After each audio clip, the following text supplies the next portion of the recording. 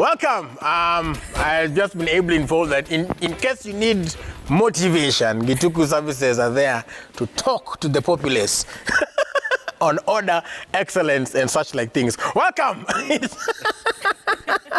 It is a beautiful Tuesday, and it's good to be back. Hey, nimewamiss watu wangu, man. And now that Shaz is not there, sasa we'll have to wait for maybe another week for the whole gang to be together. Lazima naona to implement fines. Yes. Msiaki hata analipa 100k. We. PS is a pesa. Umeanza. Only nomination. Kwani una plan kuhata sana? Bana. Hiyo ni kuhata once ama cumulatively? Once.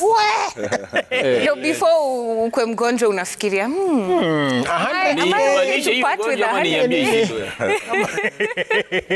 It will be great. Well, it's good to be back, and the gang is here, of course. Roberta, how you doing? Hi. Sawa? Wagwan. Yeah, man. Na feel vizuri sana. Niko happy. CJ, na feel too poor. And I feel too fresh. I feel fresh. All right, CJ, no, I'll talk to you last because of what is happening tonight. Shut up, kwaje. Mi niko best, man. Yes. Mi niko biye, wewe uko aje? Mi niko sawa. Everything nice? Everything. On your side? Everything is great. Everything. Thank the Lord. Exam kuna kitu uko unajua? Mingi sana. Kila kitu. Nataka kujua kuna ile uko unajua. Ni vile sikuwa najua. But mwalimu hakujua sijui. He said, matulipambana nayo. Ilikuwa poa tena sana. Yes. Hapo sawa. CJ, it's good to see you. Good to see you, man. You're doing well. It's been a month on these streets. It's been quite a while. Yeah. Yeah. But tonight, go easy on us. Tonight, Liverpool is playing Manchester United. I want to say from the beginning, my phone will be off. So don't try. Any one of you, Steve-O, CJ, Lulu, Rashid, the notorious ones, Jamila, tafadhali muniwache. Anyway, today, I want to talk about a topic that is, it's a topsy-turvy kind of thing, because we're talking about people expressing, showing their love online, or the lack thereof as well. Yeah, we're calling it love on the line. Kuna, CJ has talked about it here some time back, hashtag couple goals. So where do you draw the line? There is an argument that if he or she does not post you, they're hiding you, or it is not real love. There is a difference, we've also said on this show, between being private and being secret. And then there are those people who break up to get numbers. And then after 3 or 4 days, hala, surprise, we are back together. They delete their pictures, or rather archive the pictures. And then you say, oh, deleted, breaking news. And then all of a sudden, boom, we are back. I personally think if it's just that they haven't found a word for it, but I think it's a complex. I just think that, I think someday psychologists will come up with an actual word for what it is that goes on online. CJ, why do you think there is that pressure? Hashtag couple goals, hashtag all these things. Where does the pressure come from? You know, when you keep on seeing something for long, you tend to be drawn to that image, especially when it seems to be an image of perfection.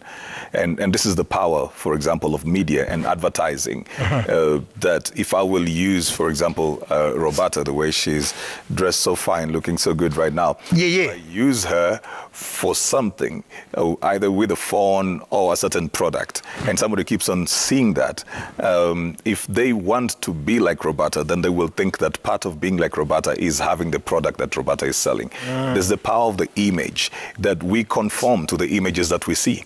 Pictures are so strong and so powerful. And so when we have spaces like social media where there are a lot of images coming out there, you know, all these pictures of people who are making you look like they're in bliss, they're happy, they're making it, they're successful. They never have one day where, you know, they're not, things are going wrong. Everything for them, they have a Midas touch on everything that they do, whether it is in business or marriage or whatever. We all long to be happy. We all long to be satisfied and fulfilled. We want to come out of the struggles that we have. Even the person who probably is at the lowest would want to have a good life and a peaceful life and whatever that represents or whatever image is presented to them. And so you will see the pressure then for everybody to try and get there. And for some people, their mantra will be fake it until you make it. Right. So look like it and probably one day you will be it. For some people, they're deflecting. They just don't want to face their issues. So let me look happy, even if I know that I'm not happy. Let me just give myself my own happiness and create my own space of happiness. And let me dress up for me and let me do something for me. But for other people, again, it is very competitive. It is because Willis got this, so Shatta has to have it. There's no way you would seem to be doing better or to be happier than them. So there are people who will do that out of competition, which basically then means that a lot of what we see online is a reflection of deep-seated issues that we have. It's a reflection of our internal securities and insecurities as well, how we view ourselves. There are people who will never see the need to put themselves out there, and not because they're trying to be secretive. They're just comfortable with themselves. So there are various factors, Willis, that would make that pressure come. Right. But I think that we all are trying to look happy and be happy and seem like we are succeeding. Right. And isn't it funny, Roberto, that we know for a fact that hakuna time yenye yani kila kitu naendanga tu nyoe. But for some reason, people still aspire to be that, to show that. We know that kuna time lakini wanakosa. But I guess, is it because it's we see it so often that it's like advertising. We're just talking with Shatta about a certain advert of a politician that stuck to our heads. So is it because we see it so much that you're like, this guy is wako sawa, I don't know, this is the goal? It's because when people are posting online, they post the nice things, the things that show that they're happy and successful, and people deliberately choose and pick what to post. And I say this, I've said this before, of course, sita post nyumba yangu yenye niko na tuka stove na napikanga na kuni. Bona, that's the question. Why not? Because that's just, it's, but I don't say as me, yes, I say as any normal human person, most people rather. Right. It's very difficult because when people are posting online, most times they post their accomplishments, when they're happy, most times it's the extremes on the good side. Right. It's only on Twitter where I see people getting a bit more honest. But huku kwingine, especially IG, it's all about showing the lifestyle, the money, the, fast cars and everything. So when people are posting, they post the good parts. And you who's watching as an audience, you're not realizing that they post just the good parts. Unafikiria hiyo ndo consistent line yao, all the time they're posting, that's how they are. And if you're posting consistently, then that's what you're selling to people. That's what we're gonna see. That you guys are okay, you guys are doing nice, you're happy, muna travel, muna sikia poa, muna kula places poa.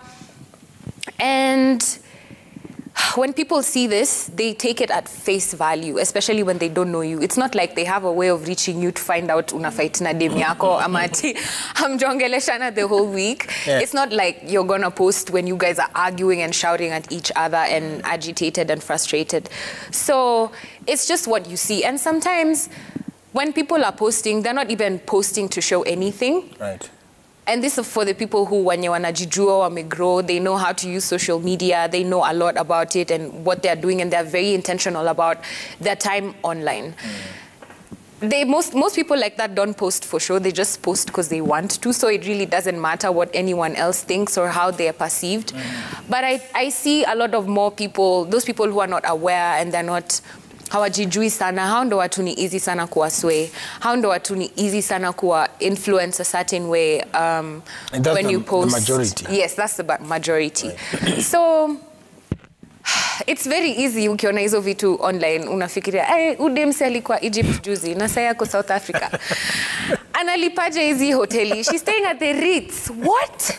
I can't believe it. And this is what I want to be. Exactly, and this is what I want to do. But this girl is just posting her accomplishments, the good side, the good parts, the parts she's enjoying and having fun. So it's very important that you use social media while being very aware and very deliberate with your time online, so that vitu zingine haziku affect ama haziku influence, especially if you do not want them to or you do not need them to. Yeah. The other thing is, and I always think about this, Shatta, is because what happens if you've constantly shown that this is the quote-unquote couple goals. I always say, for example, okay, so sasa tumeingia hapa, mimi na Roberta sasa tuko sawa, tuna date nini. So I'm like, okay babe, ngoja kwanza. Watch, I'm going back outside. Ni record nikiingia.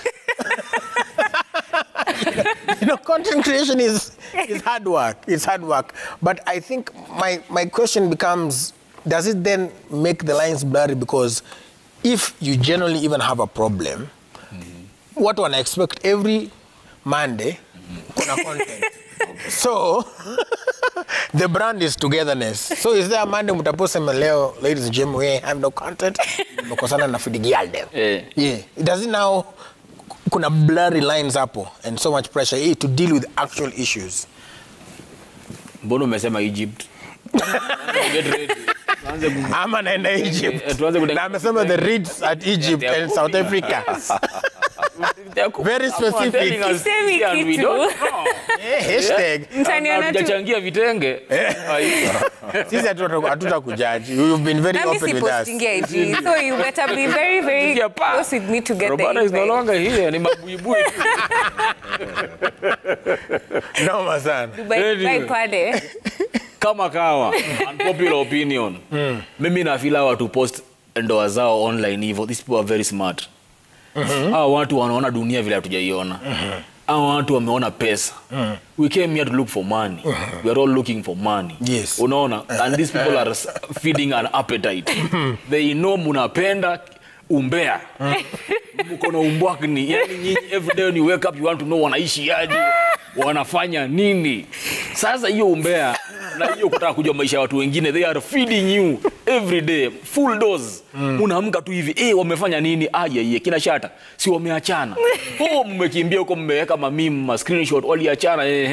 We are making money, zile mnatuongelea. Unaget, unaamka kesho unaambia babe tufanye nini nyingine? Tu post tuseme umeenda South Africa ukaniacha. Wanawekelea hiyo. Why? Because they are they are doing business. What is business? Business is looking for a problem and solving it. They know you supply and demand. Yes, mko na shida ya umbea. Mko na tamaa ya umbea. So wanakuja kuijaza. Wanawapea content hivi. Every day when you wake up, maisha yako inakuwa tu ni interesting to it's tea. Unataka chai? There is tea all over. Mnapigwa tu chai kila siku, ni mandazi ya mnaga. Lakini chai mnapewa tu. Sasa they are making money out of it. Right. Wanapata numbers. Alafu wewe kama ni kampuni and you want to advertise, advertise na nani? Mtu akona numbers. Mtu ana numbers. You know, get, so they are making money out of it. Na mwenye konda niyo kitu wanaifanya, they know what they are doing. They know, hata kama itajifika point tuachane, we made money. Unaona? Mapenzi kidogo. We have commercialized everything. But to commercialize love. Get. There's actually a couple, I think it's in the US, that they did that. They were together since I think they were 19. I think they're actually the most followed and successful YouTube couple in the US, and I think they broke it off when they were 26. And they did a video, and they said, ladies and gentlemen, hapa imefika mwisho tunawachana, but we are still friends, and it's a wrap. And this is the last video of this page. But page bado iko. Bado guys are actually still watching. Yeah, guys are still watching the content, and they're now doing diverse things. Of course, YouTube works a little bit better there than here. But if it's about the money, so as they are smart, but hizo lines sasa mkiwa na shida, emotions zao za nani? Si zao, the people involved. Kwa nini unafikiria huko wanajua kianza sasa relationship online? You see, that is where we go wrong. That we want to describe people's emotions and relations. That is what they have chosen to call a relationship. That is what you call a relationship. You see, you've what they've called a relationship for business and making money. Yeah. So do they have a relationship off? Ama now, that's what I'm saying. Si kutakuwa na some bloodlines hapo katikati. Nakwambia hiyo bloodline itakuja wewe ukiiweka. According to them, kama wameamua this is a relationship for us, it stays like that. Unaona? Right, this is the question I want to ask before I see CJ is Here's the question. What are your thoughts about those who post their relationships online? Putting your relationships online. SMS 2242, hashtag is Daybreak, tag at Citizen TV Kenya. And yeah, that is the question of the day. We would love to hear what you have to say about this. CJ, yes. I don't think anybody gets into a relationship to make money out of it unless they are leeching on their partner. Most of those people who get out to put content out there or post, they most probably begin it for fun. Then at some point they begin to see the opportunities. But then at some point, a monster just develops out of that whole thing and they lose control. So they will mostly stay in a situation just like in any other enterprise. A husband and a wife have built a company, they built a business, they built an enterprise, and then they're going separate ways, but both of them have invested in that particular company. Who should leave? So they stay in for the business. But what about their personal relationship? I think it would be stretching it too much to say that these people are inanimate, that they feel nothing. I don't think so. In fact, the reason why we have a lot of people who would want to feed on that is because people are emotional. Right. Why does relationship talk sell more?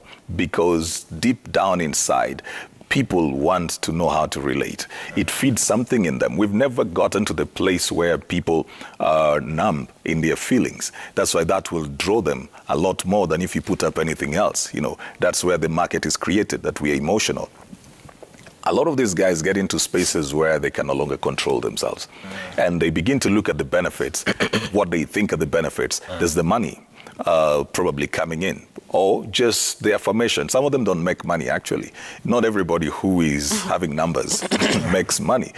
But there are people who get validation from it, because it can become an addiction, even just as an individual.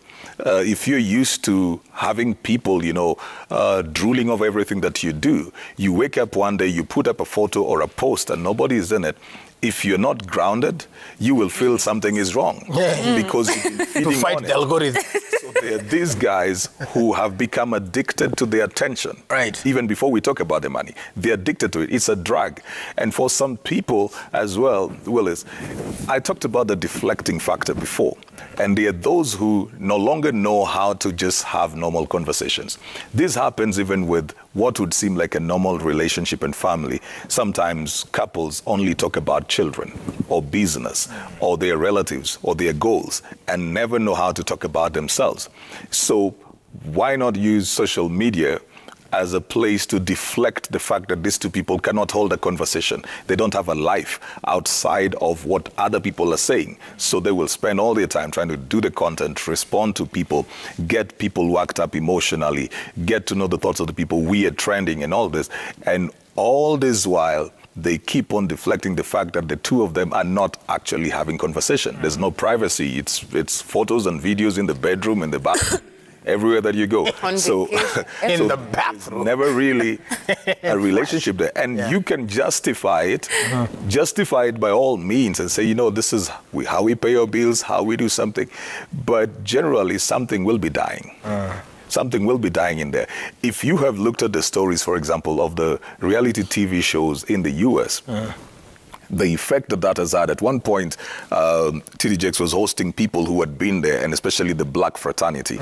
And they were talking about the effect of reality TV on the black American society and how these people would feel that they are so pushed. You know, the producers would be creating scandals, and you were told, you know, the show is too flat, so the two of you need to fight or quarrel or let there be something over there to shoot the numbers. Right. And they would feel that they're being pushed so hard, and a lot of them would leave that place very empty. So even where these things started, right, it's not as easy as we're trying to make it look over here. Yet they've got a more liberal culture. They can come out and talk about anything, but it's not even easy for them over there. Sometimes people get back and they're like, why did you say that? Why did you talk about that? People have fought over books that were written because the books exposed too much about the family. I may write a book and say something about my dad or my mom that will upset my siblings. And they're like, you can't talk about our father or our mother like that. There's too much that goes on in there. Generally, though, Willis, it becomes a monster that these people have to keep feeding because they do not know how to live without it. Yeah. And I mean, what about, again, on the flip side as well, there are those who, I think, especially for sisi, yes, karibu nijiulize kama niko kwa hiyo group. Ndio, sisi wa Afrika. Since we're Africa, we've not grown up like seeing per se what love is, you know. So for some, our fathers never kissed our What's the mothers' definition of love? No, like expression. Let me Like say an expressions of love. Yeah. Expressions of love. So if No, Willie. if I'm going to challenge you on no, wait. If we see some of these things happening, and I mean, there are some that yes are extreme, but there are those who Like physical affection. physical affection and just people celebrating love. Love is a beautiful thing. So people just celebrating love and being happy. Some of us didn't see that growing up. But we've got to define love. We've got to define love. Because when you say that we have not seen love, Let me say most. I think we just have different expressions of that love. Because your grandfather's way of showing love was that he would come home. Yes. And he would be there because love is a commitment, Willis, beyond a feeling. It is a commitment, right? And he would be there. And probably his own expression would be, I'm here, I provide for you, I take care of you, I've built you a good house, I'm taking care of your children. That's his expression. So it's just that we are in a very interesting cultural setup now where we have a plethora of things we've mixed up together. So not to diminish what we see as the expressions of love from the West, but also not to diminish the fact that those who were there before us did love. But the hold on, the growth, the offshoot of that, if they defined love as sawa, mimi nimerudi home. But nimerudi home na sikuongeleshi, sijui shida zako ziko wapi, I don't know what you're dealing with, I'm cold towards you, but hey, niko mtaa. So that's what I'm saying, like now we are seeing... Ama wase wa kitambo hawakuwa na hizo needs. Unajua ni kitu ungesema ni we didn't see them express love the way we know it today. Yeah. Okay. There's a way they expressed it. Walikuwa naelewana. But sasa ukiangalia sasa hii it does not look like love. Unaget the way kesho kutwa mtakuja kukubali kenye nawaambia. Hii inafanyika saa hii ni mapenzi biashara na iko sawa. Wacha nikwambie then something that is very African. Yes. Inaitwa uchawi. Unaona uchawi ni nini? Uchawi ni kutakia mtu mwingine mabaya. Unaona when you don't want someone to prosper. Uchawi imejaa kwa mtandao. Mtu anapost dem yake mtaachana tu.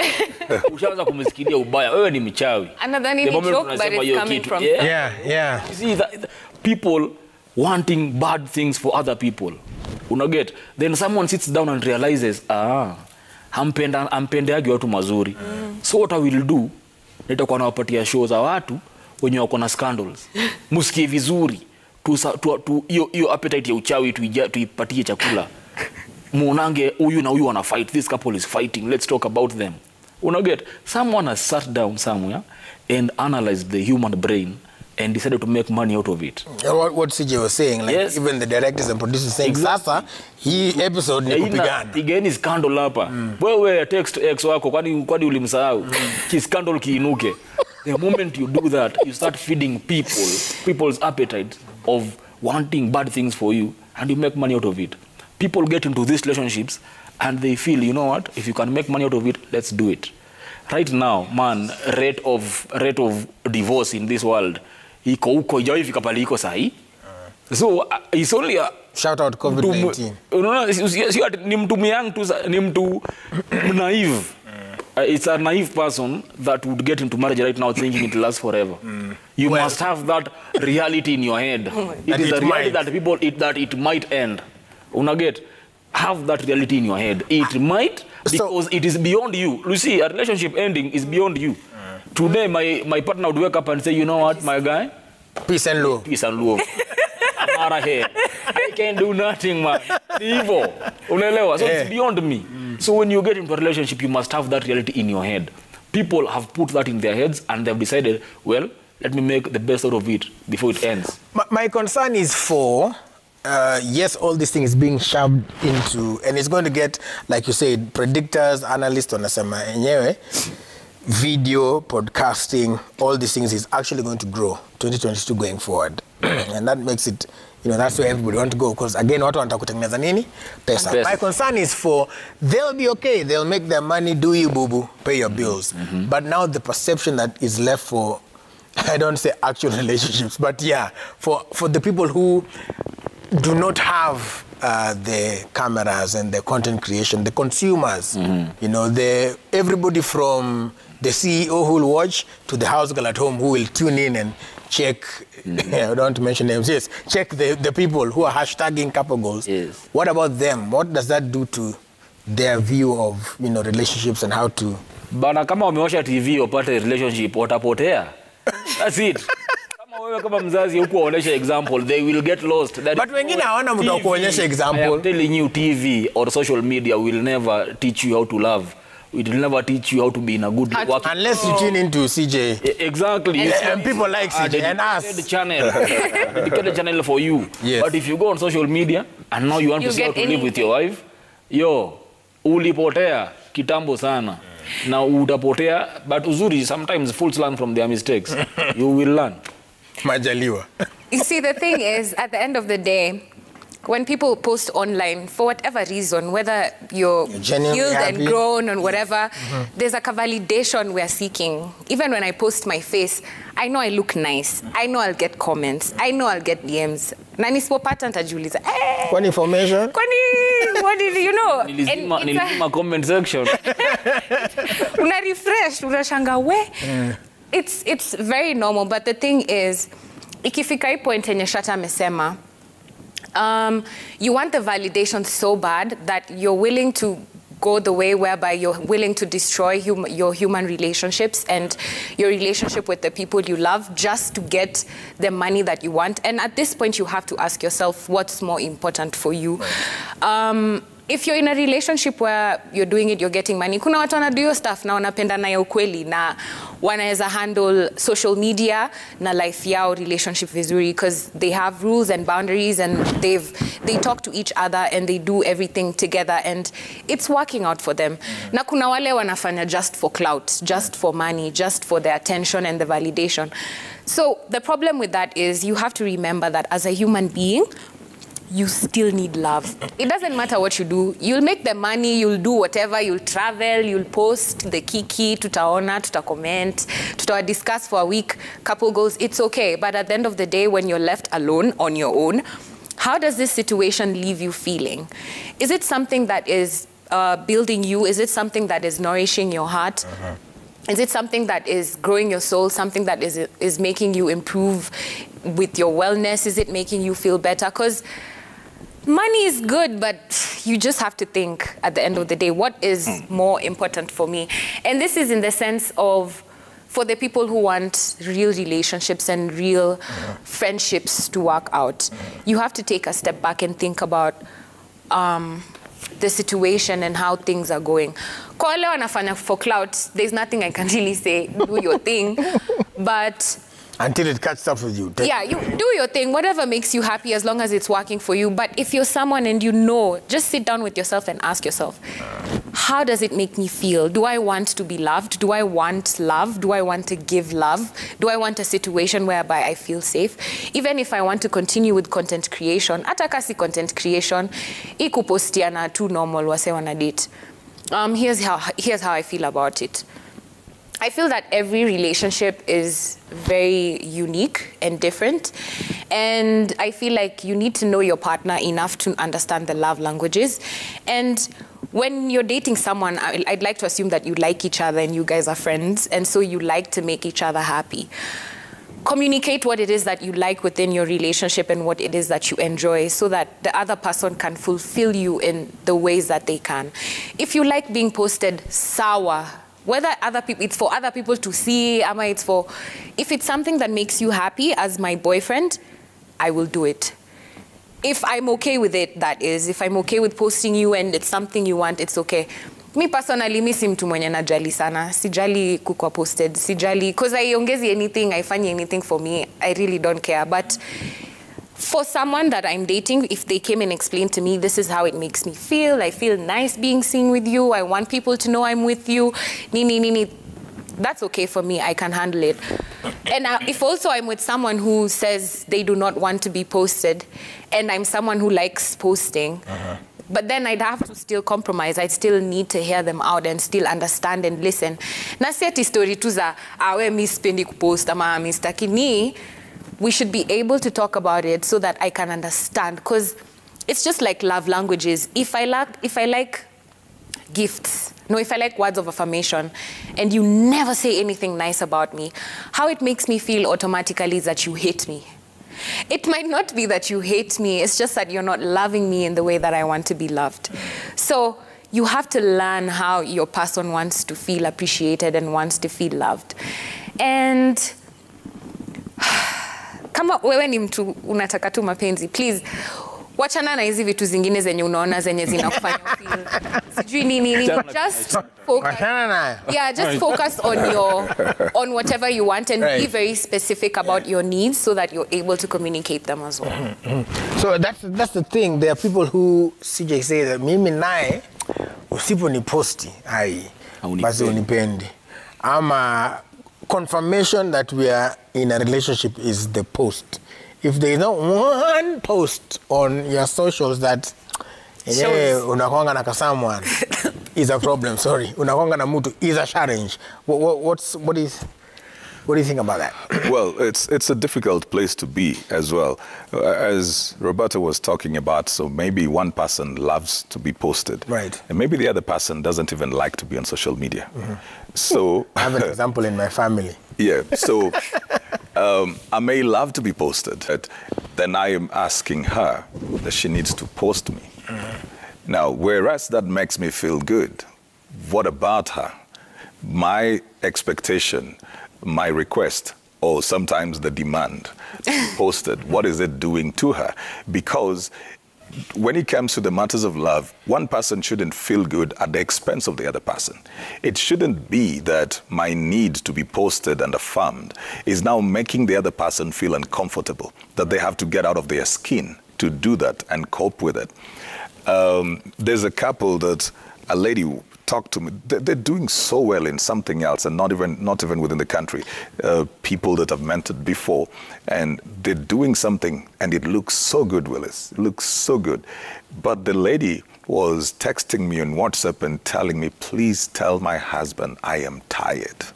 But to everybody else, they are heroes. They wake up, they do this every single day, and she has to show up. And she said, look, I am just totally tired. I don't even want to be part of it. There are many days I don't want to wake up.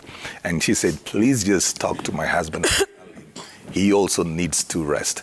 But this guy is just going on and going on and going on. And it looks like it's really working. Whatever they are doing, it looks like it's really working. When you see the photos, my goodness, they look so lovely. But the woman is totally tired. I think by the point where one of you is feeling that they're losing themselves, you just need to stop this thing.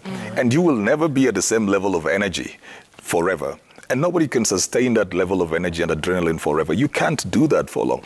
One person is hurting, but they do not know how to tell the other person, look, we can't go on doing this. Sometimes because they're manipulated or threatened, intimidated, or they'll be reminded, we've got to pay bills, we've got to do this. Or somebody will, use silent treatment because now they're not feeling okay. Even for those who don't really go online big, somebody will use other means or methods to show you they're not happy with you for not treating them the way they want. We have to remove selfishness from relationships if they will work. Whichever form of those selfishness, we have to remove that. I am so afraid that today, people will feel like there's certain things you've got to do for a relationship to work. The basic human needs are the same, regardless of age, time, generations. They are the same, but we're expressing them differently because we have different amenities around us, like the social media. I say this all the time. I started dating and courting and got married before there was social media, So sometimes that is not even the thing I will think about, that we've got to do this because we built our relationship off social media. So if we post, good. If we don't post, it never built us. That's not where we started. It's an amenity we can put there. Before, you'd probably have albums. Now you'll have your Instagram or something. But then again, we didn't live for albums in the days past. You take photos for certain things and you go past it. I think it boils down to, are we being selfish and pushing our needs to the other person and putting demands on the other person to meet our needs? Because as long as I am the center of the relationship, somebody's going to get hurt. Right. I want to take some feedback, but shut up, a clear throat. Okay, no, I'm caught. And Roberta has a question. No, but Joe, to the right of reply. Joe, you can prepare the twist. We'll go to that now. So, right of reply, alafu swali. Okay. Mimi naanzia hapa kwa Roberta, pia nilikuwa na swali kwake. Ama kusema kitu. Why would you do yourself an injustice of wanting to feel loved? Why? Why would you put yourself in that situation? Love yourself enough not to want to be loved. How? Not to need. But love is a need. That is the point. Do not get the need. How? People choose to be single. Excuse me. Iko ndani yako. Nikwambie baba, sikiliza. Okay. Kuna watu who choose kukuwa single kwa maisha. How's your normal? But I would choose to. Look, you love yourself.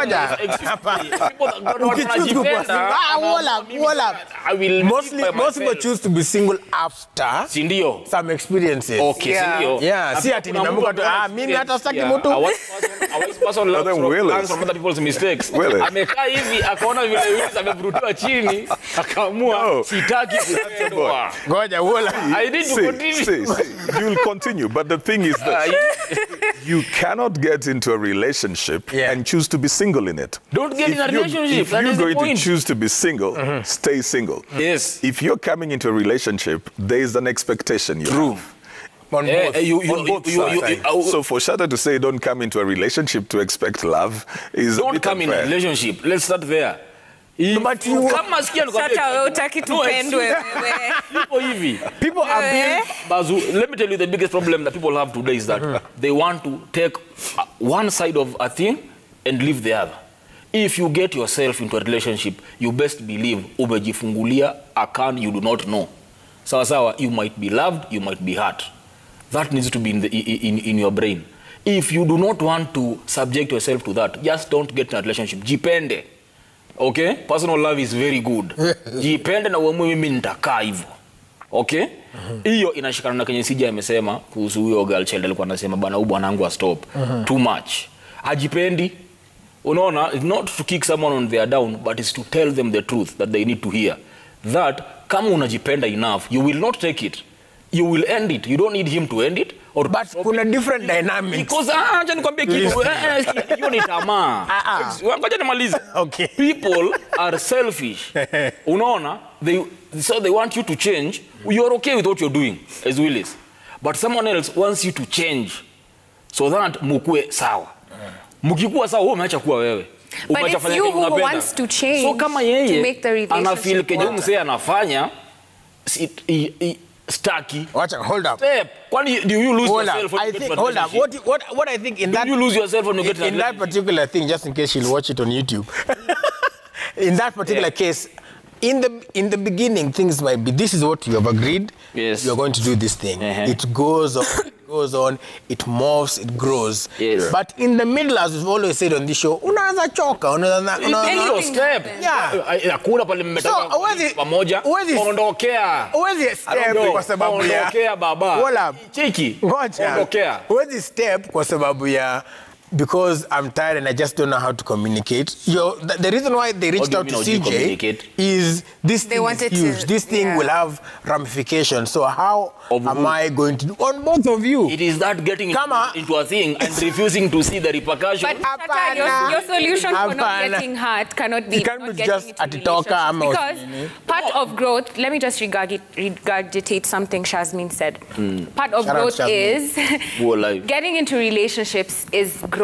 Because when you're in a relationship with someone, it's not that ati mnajua kenye mnafanya ama kuna formula ama anything can go. True. But you're in this relationship with this person so that they can trigger parts of you that you need to work on. All right. And it happens. It's something that happens every day. Unaweza pata when him say unakwanga quiet, unakwanga chilled, unakwanga patient, but the moment this person moves into your house, vitu ndogo zinakubother, vitu ndogo zinakubother mbaya. Sawa, I get. So now when you want to make the relationship work, you're not going to break up with them because they moved your toothbrush. That's optional though. Is I either get okay with the toothbrush being moved or you communicate. Or end the conversation, the relationship. Over a toothbrush. Kama siwezi get okay nayo, let me bring this into perspective. I either get okay with what they are doing in my life.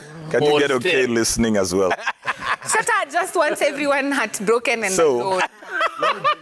That's what he wants. For example, I see you went to events as well. Yes. And then so you have your partner coming in. When you're starting, you have no children, you have nothing, they go with you up and about. After a while, they begin to feel it's too much because you're also growing. You're growing, and so more people are inviting you, come and be an MC here, come and be an MC here. Maybe in the initial stages, it's once after 2 weeks, once after a month. Then your profile is growing, it's getting bigger, bigger, and she's beginning to get tired. Maybe she's delivered the first child, she doesn't have the energy that she had before. I don't think if this person at some point say, I can't keep up with this pace, then they need to step. It means that you need to listen. We can talk about, we can talk about it. This is not about when I refuse to listen, what do they do? They stay there complaining. But Shatta, we are talking about people who want to take a grip of their life. Work. Look, excuse me, we will not die because we want things to work. It's like this. If I have refused to listen to her, she's telling me, please, I cannot come to your shows because we have a child to protect here. And every day I'm coming home mad. Why didn't you come to my show? I am refusing to understand her. The best thing for her to do is step. Because I have shown that I am not willing to change. That is what kills people. They believe that someone will change for you. If they have refused to change, they have refused. You see, you told me, Shatta, please, I cannot do this. Lakini Shatta ni nani? Tunafanya mami. Sasa kama imefika hiyo point mami umeona nimekataa kuchange, step. That's it. Ishia, then maybe I will come back to my senses when you leave me. When you disappear, because they say absence what makes the heart grow fonder. When you step, I'll sit down and like, I got drawn into this. I think I lost someone because I didn't listen to them. Then I might come back to reality. But does it have to get there, man? Point is, if you are refusing, if you cannot force someone to change, change has to come from within. If you've told them and they have refused to change, but you know what? Do what you think needs to happen. Date mtu nataka ndo sale mna go through hizo vitu zote. Hata akichange, sasa ile mna go through hizo vitu zote. Mtakuwa able to work through it kama mimi to love hapo. Love. My friend, mimi nakwambia nitakwambia mara moja. Mara moja peke yake. I work. This is maybe. Na ukikataa kubadilisha. What if this mara moja comes, say if let's use this example she just given. Say you have you're in it the first 3 years hamna mtoto, right? Yes. Then you get a child. Then endelee kukuja for maybe the next 2 or 3 years. So let's say now you're 6 or 7 years in. Yes. Alafu sasa akwambie, by the way, it's getting a bit tiring for me to keep on. I support you, I love you, but I just can't come in because now the baby we gave birth to is now 3 years old. Anataka kwenda shule, anataka kufanya ABCD. So sasa at that point of 8 or so years nakwambie unataka akwambie mara moja alafu step. Nakwambia akiniambia ndamsikiliza. Nikikataa kumsikiliza mara moja. Mbona utakataa kumsikiliza? Mbona wewe pia utakataa? Mbona utakataa? Because people are stubborn. I'm telling you. Please, why do you think you can change someone? You can't. You see, but date someone you want. I think people look at... You know when you love me, it is automatic that I love you back. Yes. I have to choose to love you. Yes. The way you've decided to love me. Sindio? And you need to know there's rejection also. Yes. That you'd love me and I wouldn't love you back. Sindio? It is the same way in a relationship. That you tell your partner this and they will refuse to change. See, people will, because they are comfortable. Look, change is not comfortable. Okay. They are comfortable with where they are. You want to bring some... Now this is a man who does not change. Listen. Hadi ana breathe heavy. You know, you said something about the dynamics. Right. And that's really huge. Because if this is work related and I've gotten in, I'm so deep into it, I've probably taken loans. So I keep on feeling like I need to have to work, pay the loans, pay the bills, all of this. So I'm justifying myself. Sometimes it is not that the man does not love the lady. Sometimes it is he's working from the point of his fears and the point of his assumptions. How will I meet the bills? He's gotten used to a certain lifestyle, which he feels he needs to sustain. So it's not even that this thing is competing with his love for the woman. It is just that he wants to have both. He wants to have the woman, but he was also used to this kind of a life. How will I live this life? How will I manage this? How will I pay for this? So he feels he needs that. And you see, money has a way of making you feel like you need more and more and more. And you want to keep on going and going and going, and you'll convince yourself, just like people who go to the US and say, after 5 years, I will have gotten money to come back and invest. And 30 years down the line, they're not coming home. They're in the US. Keep on telling yourself, one day I will make enough to make us settle down. And the question is how long it takes for people to settle down. So it is within that period, Shatta, that I'm talking about. The other person may get tired chasing. And it's not that the man does not love them. They don't treat them bad, but there's pressure from elsewhere. It could be just pressure like from the things they do, the work, which now relates to what we were talking about, like content creation. Like sometimes your partner would basically be tired, but then you have to wake them up and say, let's do this because this is... Because Monday we need a video. Gotta get the video Monday. They are tired. They are mentally tired. I mean, I'm a content creator sometimes, just by myself. Sometimes I'll cancel the shoot. Sometimes I'll just tell my guys, the cameras will be there. And I say, guys, let's go home. Because you're tired. Mentally tired. You're not in the space to do that. And this, you have to keep on bringing the other person, but you're looking at one side. You're looking at the bread. It's not that there's a problem in the relationship, but then that could begin to become a problem where the other person feels they're not being listened to. All right. And that person is not being listened to. That person needs to do something to be listened to. You see, and the best thing to do is to step. Step over the BS. Kanyaga bigi bigi. Unaona kama usikilizwi kwa relationship na nitembea. Wacha ajue ulikuwa unaongea kama umeenda akutafute. Juu the moment unakaa hapo hana reason ya kuchange kusikilize. So you are comfortable with what I am doing. You are speaking, I am not listening, and you're still here. You're okay. But if you left, I would know, ule alikuwa serious.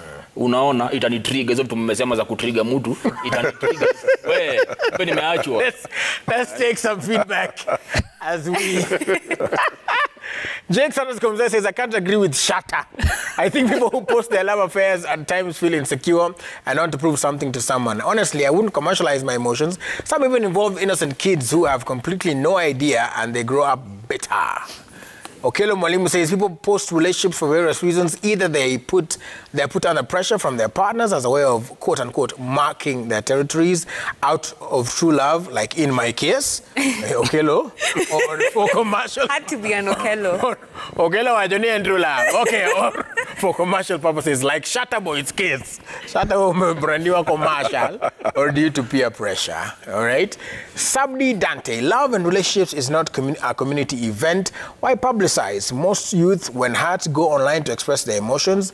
This turns out to be sweet food for idlers and regurgitate and enjoy your failure when hurting. Careful with what you engage in online. Mutesia John 3 says, it is a big no. Relationships shouldn't be splashed all over the social medias.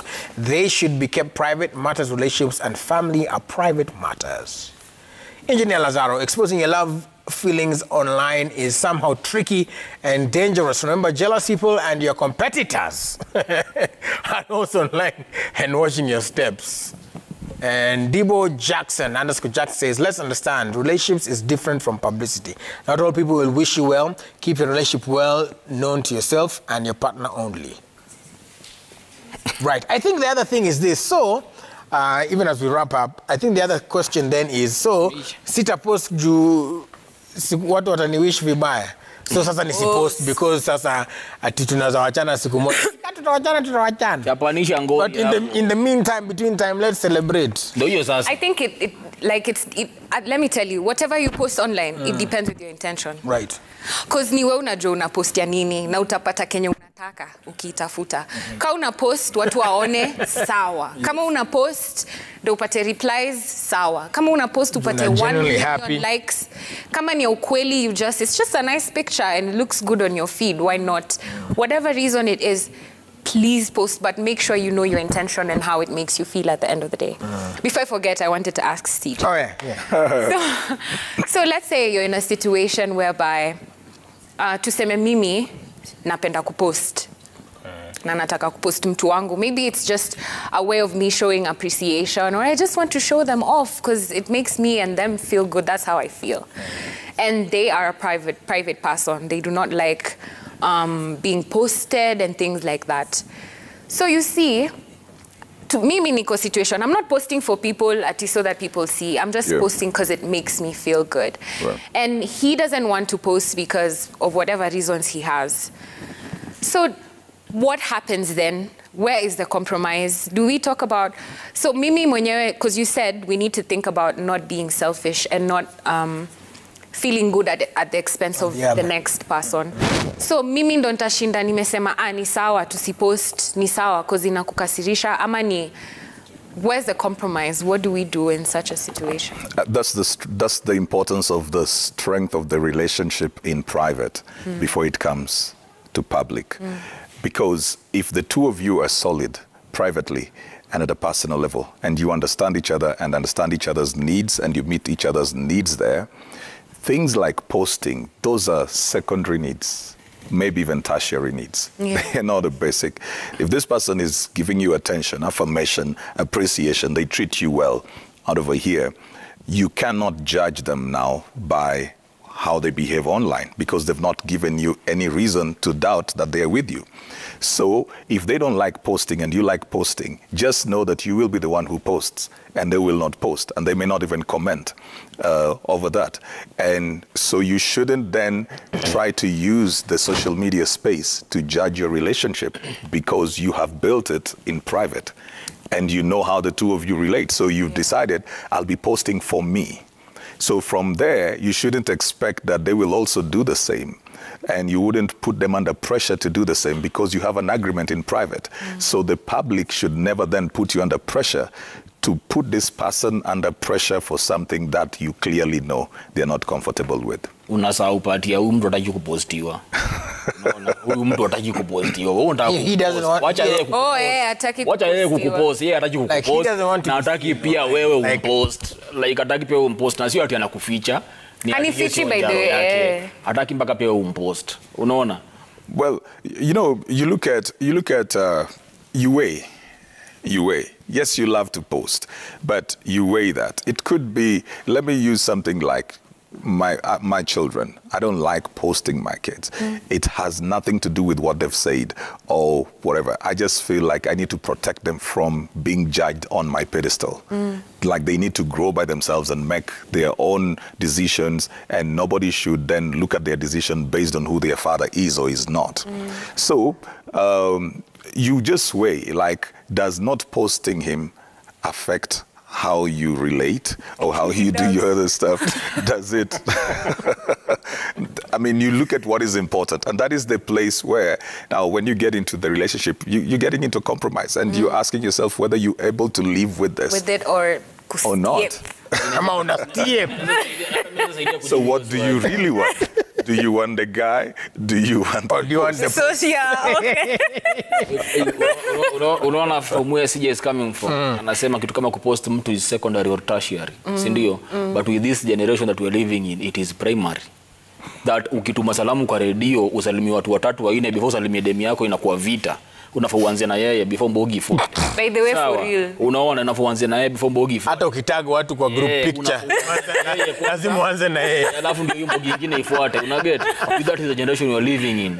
What I would advise you in such a situation, just be with someone that wants, the things you want. Yes, be, yani do not yoke with an unbeliever. Just like that. Kama wewe unapenda kupost mtu, tafuta mtu anapenda kupostiwa. Unaona? Iko tu hivyo, usijitafutie shida. Any solution, poa. We have to end there because a lot is happening here huku kwenye news. Somebody has said here, Mr. Morio Mwala, amasema, tell Shatta.